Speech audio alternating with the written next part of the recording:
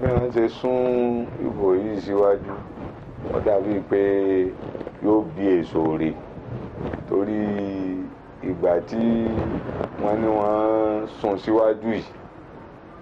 gbogbo alára ń ta igbe ní kí ló dé kí ló lè bá a fà á àmọ́ ńgbà tá à ń tún wá ń gbọ́ ní gbà tílẹ̀ mọ́ tán wípé wọ́n mọ àwọn kan tí wọ́n ti ń dìbò káàkiri orílẹ̀-èdè Nàìjíríà tọ̀ kò sì tún yọ àwa náà kúrò níbẹ̀ ní Kwara tiwa yìí náà tọ̀ láwọ̀ wípé tó bá mọ̀ ṣe pé bẹ́ẹ̀ lórí àṣẹ pé ní ara gbígbàdúrà ni tọ̀ nídàkejì tí wọn ò bá rí tí wọn ò bá sún ìbò yìí síwájú tá a bá wá lọ nú ìbò bẹ́ẹ̀ àṣẹ pé àwọn tí wọ́n ti ń retí pé àwọn fẹ́ ṣe màdàrú wọ́n wàá jẹ ṣùgbàbá lérí wa àwọn tá a fẹ́ bọ́ lóko ẹrú sáàtún wá kọ̀ntínú ní oko ẹrú ni bó tiẹ̀ ṣe pé wọ́n ń sọ pé ní afẹ́lọ́sẹ̀rú àwọn ará Èkó afẹ́ máa lọ gbàṣẹ lẹ́kọ̀ọ́ bọ́ bá yẹ pé ká máa gbàṣẹ lẹ́kọ̀ọ́ òun náà ni ó mú ìlọsíwájú bá wa bí ó ṣe wà ní àwọn stéètì tó wá láti bí Ọ̀yọ́ Ògùn Lagos Èkìtì Oǹdó tí wọ́n sì ń dìvẹ́lọ́pù Ẹdó àwọn òsì kó lójú kan fún 50 ọdún wọ́n bá yẹ pé kó yìí láti máa lọ gba àṣẹ tí wọ́n mọ̀ tí tiwa náà fi máa dá ní stéètì tí èsè pé wọ́n máa gbẹ́ sàárè ilẹ̀ tí wọ́n rí pé ní àwọn ń ṣe underpass láti ìgbà tí wọ́n ti débẹ̀ tí wọ́n máa rí rẹ̀. So be it because àwa ń Kwara tiwa ó lágbára púpọ̀ torí pé ìjà òmìnira là ń gbà ara ni wá a sì lè sọ̀rọ̀ ó bá ṣe pé ní irú bí wọ́n ṣe dìvẹ́lọ́pù Èkó ni wọ́n dìvẹ́lọ́pù lẹ̀ yìí tí ọrọ̀ ajé sì ń lọ tó ń kálukú náà ń ṣiṣẹ́ tiẹ̀ ọmọ kàwé kò ríṣẹ́ wọ́n lọ yunifásitì wọn ò rí lè wọn ò rí fi ṣiṣẹ́ ìjọba ṣé wọ́n sì lè dáṣẹ́ tara wọn lẹ̀ ibi owó iṣẹ́ ìjọba náà wọn ò sanwó fáwọn òṣìṣẹ́ ẹ wá ní afẹ́ lọ́ọ́ máa gbàṣẹ́ lẹ́kọ̀ọ́ nígbà tá a gbàṣẹ́ lẹ́kọ̀ọ́ ẹrú ni wá ń lé kí n la àkúkú wá lọ jẹ́ ẹrú síta káwọn ẹgbẹ́ ẹrú ni wá tí ó dìvẹ́lọ́pù wa position tí èmi wò ó nu pé ìgbà tí wọ́n postpone election yìí á wàá lajú wa à ní jẹ́ kí tàmọ̀dù ọwọ́ mọ́ gbogbo àwọn tí wọ́n ń fi èrú gbàbùkún láàrin wa ọlọ́run bùn wọ́n sùn ìbò ọ̀rọ̀ pé àṣọṣèlú kìí ṣe pé ìjà àbíjà gidigidi kan ní máa bí bá a bá papọ̀ lónìí a lè papọ̀ lọ́la ṣé báwọn tí wọ́n láwọn di opposition tí wọ́n láwọn wà níjọba yìí ṣé báwọn jọ wà pọ̀ tẹ́lẹ̀ náà ní kí wọ́n tó wípé náà wọ́n pò ń bẹ̀ nígbà tí ò tẹ́ wọn lọ́rùn àwọn ìlú náà sì rí i pé ní tiwọn náà tẹ́ àwa náà lọ́rùn so àwọn ni wọ́n máa wá ọ̀nà tí wọ́n ó fi ṣe èrú ọ̀nà èrú náà tí wọ́n wá ṣe tí wọ́n bá postpone kínní mo rò wípé ní náà ni wọ́n gbọ́ tí wọ́n fi ní wọn ó postpone rẹ̀ ó sì dáa fún àwọn ẹni tó bá fẹ́ ṣe àbòsí yóò ti hun ète oríṣiríṣi rẹ̀ oríṣiríṣi àwọn olóṣèlú la ní olóṣèlú òpùrọ́ ń bẹ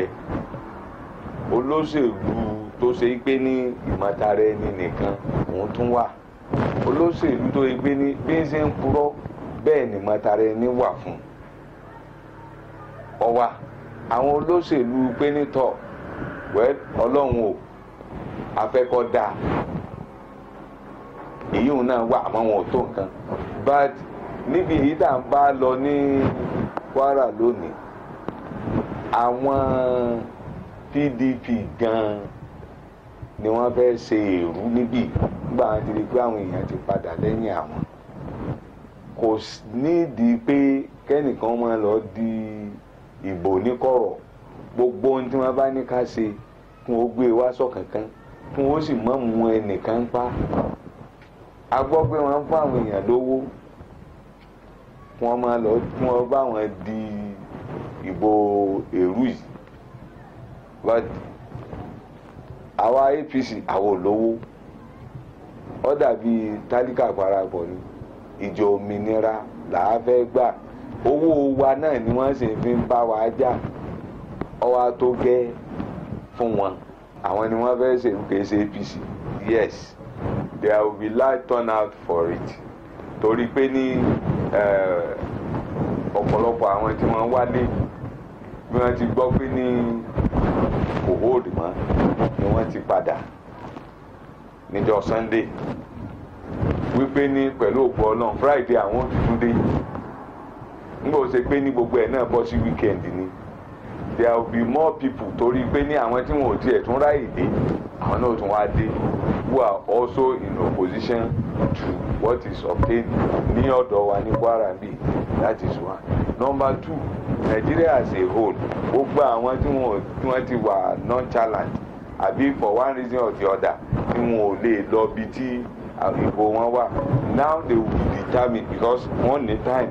láti lè move láti lọ dìbò. I am sure that it will be well focused and well arranged. Perception tèmi fi ń ṣe òṣèlú tèmi, èmi ẹ ṣe òṣèlú chop and chop. N sì believe nínú wípé ní káwọn èèyàn máa wá ka period táwọn èèyàn fi wà in governance fún wọn for tippings for small money fún àwọn owó tí ò tó nǹkan, because ẹni tó bá ṣe báwọn ọ̀tọ̀ la àwọn ọmọ rẹ̀ ni kódà ọ̀tá ti ara eré ara ẹ̀ náà.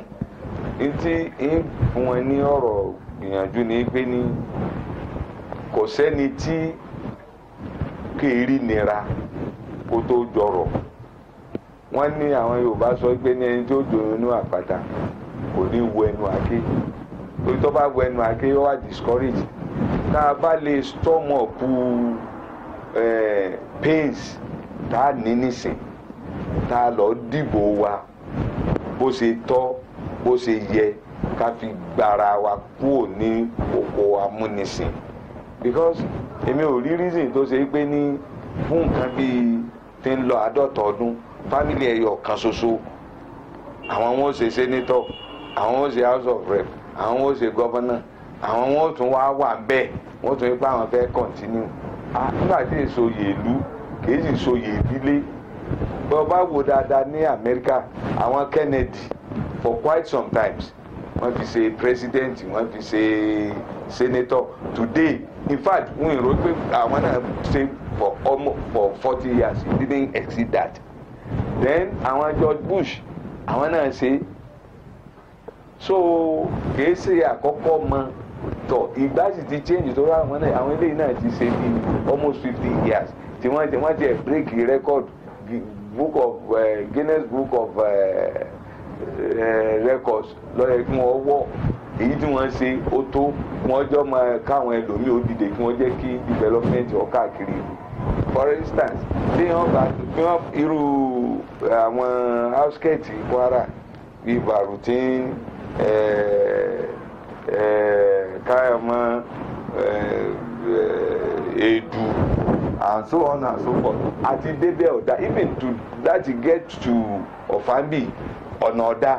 Ọ̀fà tí ó yẹ kó gba 30 minutes tí wọ́n máa lo 2-3 hours for what reason?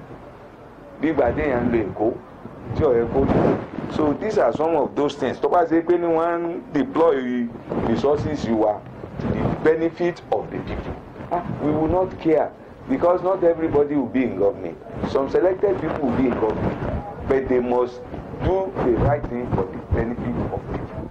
Àwọn tí wọ́n sọ pé ní abẹ́ máa lọ gba ọ̀dà lẹ́kọ̀ọ́ bọ́ bá yẹ pé ọ̀dà tá a máa lọ gbà lẹ́kọ̀ọ́ ni ó mú development wọ Kwara wa yìí.